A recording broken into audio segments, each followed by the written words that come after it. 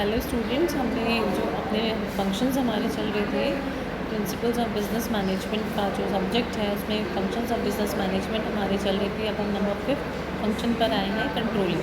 What is the meaning of controlling? जैसा कि हम सब जानते हैं कंट्रोलिंग क्या होता है। जो हमारे एक्चुअल परफॉर्मेंसेस हैं, जब हम उनको प्री डिटरमाइंड जो हमने ऑब्जेक्टिव्स रखे थे उनके साथ कंपेयर करते हैं, तो जो ये कंपैरिजन होता है उसमें क्या डेविएशंस आए हैं, कैसे हमने स्टैंडर्ड्स रखे थे, क्या हमने रिजल्ट पाया है, ये सब जो एक प्रोसेस होता है, फिर उनको करेक्टिव मेजर्स लेना उनके लिए is all known as controlling. तो कंट्रोलिंग जो हमारा कंसेप्ट है वो 3 टाइप्स में होता है कंट्रोलिंग कंसेप्ट। जैसे एक तो होता है फीड फॉरवर्ड कंट्रोल, मतलब हमने अभी कोई किसी तरह से, मतलब हमने जो प्रिवेंटिव मेजर्स हैं हमने पहले ही ले लिए, कुछ अटैम्प्ट गलत करने से पहले ही। This is known as control that attempts to identify and prevent deviations before they occur, होने से पहले। ठीक है, उसको हम एक फीड फॉरवर्ड कंट्रोल बोलते हैं। ठीक है, इनको प्रिलिमिनरी भी बोला जाता है और प्रिवेंटिव कंट्रोल भी बोला जाता है। तो ये हुआ हमारा फीड फॉरवर्ड कंट्रोल। सेकंड हमारा कंसेप्ट होता है कंट्रोलिंग का कॉन्करेंट कंट्रोल। जो कॉन्करेंट कंट्रोल होता है वो क्या है, मॉनिटर करता है किसको, ऑनगोइंग एम्प्लॉय, जो वर्क कर रहे हैं एम्प्लॉयज़, उनको मॉनिटर करना उनकी एक्टिविटीज़ को ड्यूरिंग देयर प्रोग्रेस, जब वर्क चल रहा है। ठीक है, ड्यूरिंग देयर प्रोग्रेस, ये इंश्योर करने के लिए जो वर्क है वो कंसिस्टेंट है विद क्वालिटी स्टैंडर्ड्स, जो हमने क्वालिटी मेंटेन करी है विद दैट जो वर्क है वो उस तरह से किया जा रहा है। ठीक है, तो ये हमारा हो गया कंकरेंट कंट्रोल। नेक्स्ट हमारा होता है फीडबैक। फीडबैक में क्या होता है, फीडबैक लास्ट हमारा जो एक कंसेप्ट है कंट्रोलिंग का। फीडबैक कंट्रोल में क्या होता है, इस केस में जो कंट्रोल है वो लिया जाता है आफ्टर द एक्शन। जब एक्शन हो गया उसके बाद, मतलब पोस्ट एक्शन भी से हम बोलते हैं, या फिर जो प्रोडक्शन, जो आउटपुट हमने मिला है हमारे किसी भी वर्क से, जो हमारे टास्क को परफॉर्म करके, उसको हम आउटपुट कंट्रोल भी बोला जाता है। ठीक है, ये तो हमारे हो गए कंट्रोलिंग कंसेप्ट्स। मीनिंग हमें पता है कंट्रोलिंग का मीनिंग क्या होता है, कि हम डेविएशंस को देखें, हमारे जो एक्चुअल हमारी परफॉर्मेंसेस हैं उससे हम प्री डिटरमाइंड जो हमने जो डाटा, या हम प्री डिटरमाइंड जो हमने ऑब्जेक्टिव सेट किया था, या हमें जो स्टैंडर्ड्स हमने मेंटेन किए थे उसके अकॉर्डिंग हमारा वर्क हो रहा है या नहीं। ठीक है, ये हमारा कंट्रोलिंग कंसेप्ट हो गया। अब स्टेप्स क्या क्या होते हैं कंट्रोलिंग प्रोसेस में। कंट्रोल प्रोसेस में एक तो एस्टेब्लिश करना, ठीक है, स्टैंडर्ड ऑफ परफॉर्मेंस, जो स्टैंडर्ड्स हैं परफॉर्मेंसेस के उनको एस्टेब्लिश करना। ठीक है, कि किस तरह से वर्क होगा, किस तरह से क्या काम करना है, क्या स्टैंडर्ड होगा, किस तरह से वर्क को कंप्लीशन किया जाएगा वर्क का। फिर मेजर करना एक्चुअल परफॉर्मेंसेस, जो हमारे एक्चुअल परफॉर्मेंसेस हैं। पहले तो हमने एस्टेब्लिश किया स्टैंडर्ड क्या था परफॉर्मेंस का, फिर मेजर करना हमारी एक्चुअल परफॉर्मेंस, जो हमने एक्चुअल डाटा या एक्चुअल जो हमने वर्क किया, एक्चुअल जो हमारा रिजल्ट है उसको मेजर करना। उसके बाद नेक्स्ट स्टेप आता है हमारा कंपैरिजन। कंपेयर किसका, परफॉर्मेंस का टू स्टैंडर्ड्स, जो हमारे स्टैंडर्ड्स थे उनका और हमारी जो एक्चुअल परफॉर्मेंस है उसका कंपैरिजन करना।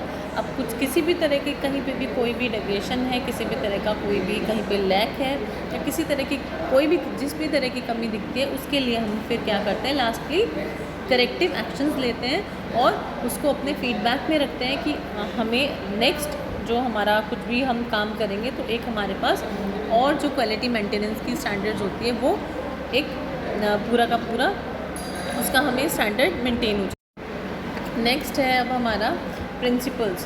प्रिंसिपल्स क्या होते हैं इफेक्टिव कंट्रोल के? इफेक्टिव कंट्रोल के प्रिंसिपल्स होते हैं, सबसे इम्पॉर्टेंट क्या है, कोई भी चीज़ है अगर स्टैंडर्ड में अगर हमें कोई भी चीज़ रखनी है तो इफेक्टिव कंट्रोल आर टाइमली, पूरा अकॉर्डिंग टू द जो हमारा एक जो टाइम है, जो हमने टाइम सर्टेन किया है उसके अकॉर्डिंगली हमारा जो इफेक्टिव कंट्रोल्स है वो लिया जाए। हर जगह से कंट्रोल के जो स्टैंडर्ड्स हैं उसके अकॉर्डिंग मेंटेन किए जाएँ।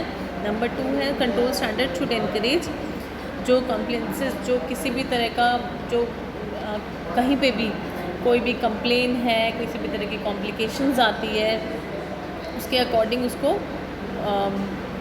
एनकरेज किया जाए अकॉर्डिंग टू द मोटिवेशन। ठीक है, कॉम्प्लेंसेस को एनकरेज करना। नेक्स्ट है setting effective standards. Effective standard को मेंटेन करना बहुत इंपॉर्टेंट है, मैनेजमेंट बाय एक्सेप्शन। ठीक है, ये पॉइंट बहुत इंपॉर्टेंट है हमारा इफेक्टिव कंट्रोल को के प्रिंसिपल्स के लिए। नेक्स्ट है हमारा employ should get fast feedback on performance. उनको इससे क्या होता है, मोटिवेशन मिलता है, एक अच्छा सा लीडरशिप क्वालिटी का उनको जो एक प्रेजेंस होती है उसका पता चलता है।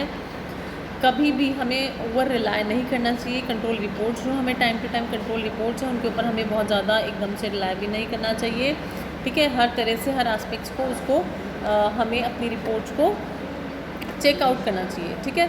फिर द नेक्स्ट है फिर the amount of control to the task. जो अमाउंट है कंट्रोल को उसका टास्क पर हमें अच्छे से एक कंट्रोल बोलते हैं अच्छे से एक जो होल्ड करना टास्क के ऊपर, वो बहुत इम्पॉर्टेंट है।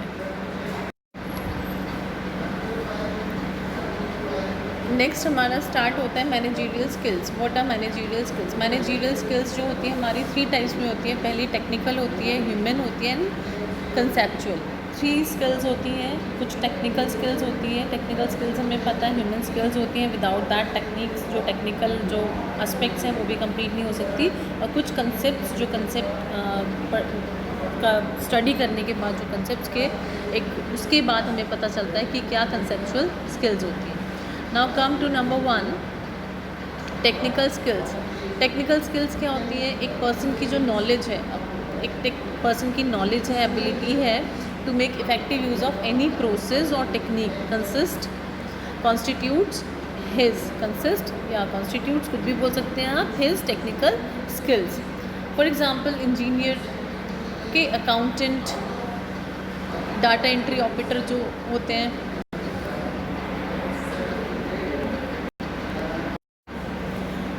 हमारी टेक्निकल स्किल्स में फॉर एग्जांपल देखिए जैसे कोई इंजीनियर है, मतलब किसी भी हमारे पास रिसोर्सेज हैं, हमारे पास मशीन्स हैं, we have so many machines with us. लेकिन अगर रिसोर्सेज में क्या आता है? रिसोर्सेज में हमारी मशीन्स आ गई कि हमारे पास एसेट्स हैं, मशीन्स हैं। लेकिन अगर हमारी किसी भी मशीन में किसी भी तरह की कोई प्रॉब्लम है तो हमें मैकेनिकल इंजीनियर की ज़रूरत होगी, ठीक है। अगर हमें डाटा हमारे पास बहुत हमने प्रॉफिट अर्न किया लेकिन हमें अकाउंटेंट की ज़रूरत होती है।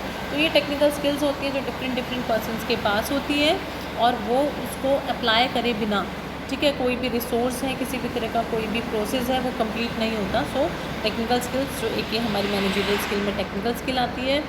नेक्स्ट है हमारा ह्यूमन स्किल्स, ठीक है। ह्यूमन स्किल्स में है हमारा जो इंडिविजुअल्स की एबिलिटी होती है, कैसे वो कोऑपरेट करते हैं with other members of the organisation and work, जो इफ़ेक्टिवली वर्क करते हैं इन टीम्स में, ठीक है। जो हमारी ह्यूमन स्किल्स हैं, कैसे एक दूसरे के साथ कोऑपरेशन के साथ वर्क करते हैं। जितने भी हमारे पर्सनल हैं, वर्कर्स हैं, जो भी मैनेजमेंट को जो बिल्ड करते हैं, बनाते हैं, मेकओवर करते हैं, कोऑपरेशन के साथ काम करते हैं, वो सारी जो स्किल्स हैं ह्यूमन स्किल्स कहलाती हैं, ठीक है। उसके अकॉर्डिंग जो काम होते हैं, इंटरपर्सनल जो उनके रिलेशनशिप होते हैं एक दूसरे के साथ, ठीक है। जो टॉप लेवल का, मिडिल लेवल का, हर किसी का जो एक इंटरपर्सनल रिलेशनशिप होता है विद ईच अदर, और किस तरह से वो एक साथ कोऑपरेशन के साथ मिलके प्रॉब्लम सॉल्विंग करते हैं, ठीक है। ये एक अदर मतलब जो भी किसी एम्प्लॉयज़ की प्रॉब्लम है, जो भी किसी एक दूसरे की कुछ किसी भी तरह का कोई भी किसी भी एस्पेक्ट पे, किसी भी चीज़ पे उनको कुछ भी बात करनी है, एक जो कोऑपरेशन के साथ प्रॉब्लम सॉर्ट आउट होती है किसी भी ऑर्गेनाइजेशन के अंदर, किसी मैनेजमेंट के अंदर, वो ह्यूमन स्किल्स में आती है। नेक्स्ट आती है हमारी कंसेप्चुअल स्किल्स। अब कंसेप्चुअल स्किल्स में क्या आता है? Ability of an individual to analyse complex situations. जो कॉम्प्लेक्स सिचुएशंस होती हैं, कैसे हम उनको एनालाइज करते हैं, उनको रेशनली प्रोसेस और इंटरप्रेट करके विद अवेलेबल जो इंफॉर्मेशंस हैं उनके साथ हम कैसे उसको डील करते हैं, मतलब आइडिया जनरेशन, एनालिटिकल प्रॉब्लम्स, ठीक है, ऑफ इंफॉर्मेशन। ये सारी चीज़ें कंसेप्चुअल स्किल्स में आती हैं। कैसे हम अब जो डिफरेंट इंफॉर्मेशंस हैं वो कहाँ से गैदर करते हैं, कैसे आइडिया जनरेशन होता है। एक कंसेप्चुअल स्किल कॉम्प्लेक्स सिचुएशंस को एक हैंडल करने के लिए कैसे रैशनली मतलब एक प्रैक्टिकल वे में कैसे प्रोसेस के साथ उसको इंटरप्रेट किया जाता है, और अवेलेबल जो इंफॉर्मेशन है उनके साथ उसको कैसे सॉर्ट आउट किया जाता है with the use of human. एक पूरा जो हमारा मैनेजमेंट एक प्रोसेस है उसके साथ हम कैसे उससे डील करते हैं। Thank you.